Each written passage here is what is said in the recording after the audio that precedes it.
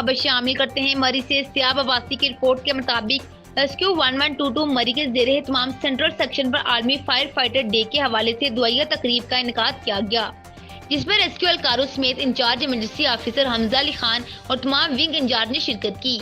In charge emergency officer ने खिताब करते हुए आर्मी फायर फाइटर डे की अहमियत को उजागर किया और आवाम के जान और माल की हिफाजत करते हुए शहीद होने वाले फायर फाइटर्स को खराज तहसीन पेश किया। हर साल इस दिन को मनाने का मकसद शहीद होने वाले फायर फाइटर के वर्सा के साथ इज़हार हमदर्दी है।